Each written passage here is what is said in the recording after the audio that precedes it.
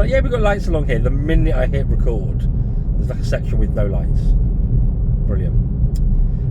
So what I was thinking with this was our review for Spider-Man Brand New Day was like chat about the film a bit first, but I don't think we can do this and properly talk about what we think about it without going spoilery. So I thought overview, spoiler warning, like that.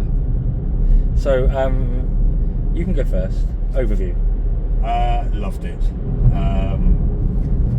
Quintessential Tom Holland Spider-Man for me. Given the fact that you obviously kind of were rewatching the previous 3 movies. Like in the last 3-4 days. Yeah, and we obviously sat down because I wanted to see the last one again because I loved the last one because it had Doctor Strange in it and like, you know, the multiverse stuff. So still very fresh in our mind, and this kind of absolutely captured. You can obviously see where the kind of the actors have matured. Like Zendaya and obviously Tom Holland and I forget the guy's first name. I think Batalon or plays Ned. Yes. But yeah, no, really, really good. If you liked the other 3 Spider-Man movies, you'll absolutely, I think, love this one as well. Spider-Man's is. Yes. No, that's just wrong. But yeah, really solid, really great performances. Absolutely recommend. Least favourite of the 4 for me. Okay. Yeah. I think a lot of the fun of them being kids being missing because they've all grown up just took something away that I didn't care for, if I'm honest. I enjoyed it. You know, I wouldn't say I didn't like it. I did like it a lot. I didn't love it.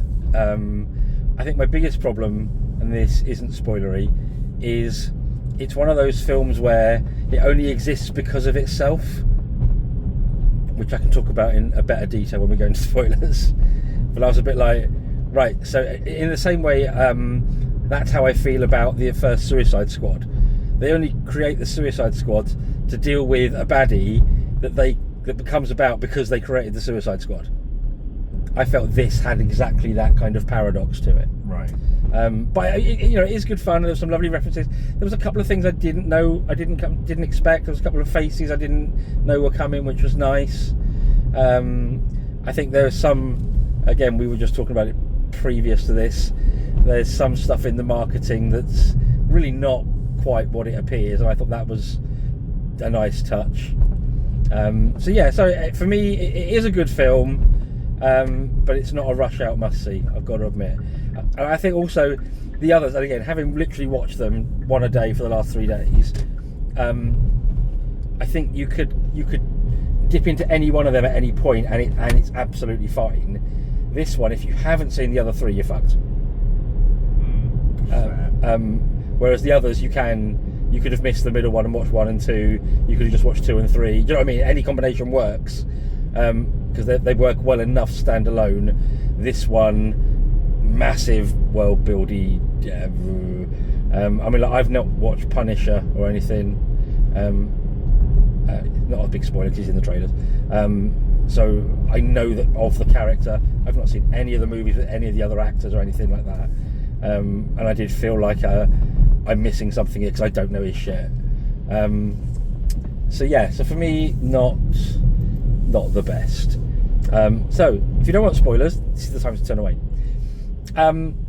So Sadie Sinker's Jean Grey, we were saying this in the cinema, I think it was really lacking because we went in going, well, she's clearly Jean Grey because everyone says she is, because everyone's just figured it out. It would have been so much better if they'd announced her as Gwen Stacy or someone else as a complete red herring, and then you watch the film and then you get to the moment where her name comes up on the computer and you went, oh my god, what? I think would have worked so much better, because it was a bit like mid-credits is nothing, literally nothing. End credits, don't know it's worth waiting for. So what you can talk about, it's a bit spoilery now. I obviously agree with the whole kind of. I mean, to be fair, they leaned into it as well when you had, was it Comic-Con, whatever it was, where you had like Deadpool wearing grey denim. Yeah. They were wearing jeans that were grey. Yeah. But I must admit, Sadie Sink as Jean Grey, I love. Oh, the performance! No qualms with that at all. Plus, I must admit, I actually really like how they're doing Jean Grey this time round. What, a bit baddie? No, not so much that, but just in terms of her powers, her backstory. Yeah. It's very different. Have they made the sister up? Yes. Okay, so I'd never heard of the sister before. Because the kind of the comic version is that basically her powers awakened when she was in a car crash with her parents. Yeah. So her telepathic psychic awakening is intrinsically linked into the deaths of her parents and the trauma. Yeah. So I really like that. I also kind of, just from a kind of thematic and visual way, I really liked how they handled the telekinesis and the kind of telepathy, and particularly kind of the growing of that. So I'll be intrigued to see where they go with this.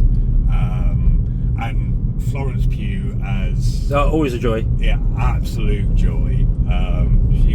She's far away becoming the standout, I think, performer in Marvel at the moment. She's up there with Tom Hiddleston as Loki. Yeah. Just fantastic. And the other thing for me was, I turned to you at the start of the film, the first time you meet, is his name Trammell, the actor who's from Severance? Yes. The first time he appeared, I turned to you and went, well, he's the real baddie then, isn't he? And then he was. Yeah. I think that's another reason why I didn't love it, because I'm just like, stop casting faces in roles that have got a reveal to them. We say this about so many things, don't we? Yeah. Because it's like, well, we were saying, what were we watching? Oh, Death Valley. Death Valley, we were like, well, that's a really famous person and they've been nothing in this episode. They clearly going to turn out to be the killer. Ta-da! And it works every time. So I think that's just become a fucking trope that needs to die. So yeah, I mean, I liked the Hulk stuff. I thought that really worked nicely. Yeah, although I was a bit puzzled by how they equated, like, Smart Hulk from the earlier movies with suddenly back to being... From Endgame, when he had control, you mean? Yeah. To suddenly being like back, the Hulk is this, that and the other, and it has to be permanently repressed. And yeah. That I thought that... Step back. Yeah, that bit... I spent a lot of the first kind of few minutes of interaction with Dr. Banner as a I mean, it might be a condition of him being integrated back into society, I don't know, but there was nothing to indicate what was going on there. No, not really. But yeah, no, it was cool and it was nice. I think they did some stuff really, really well. But yeah, for me, I of the 4 films, it would be my least favourite. I think of the 4, it's probably my second favourite. Cool. So yeah, no real hints to Doomsday, no real hints to X-Men. Or other than Jean Grey. Well, I mean Jean Grey herself, yeah. But again, see where that goes.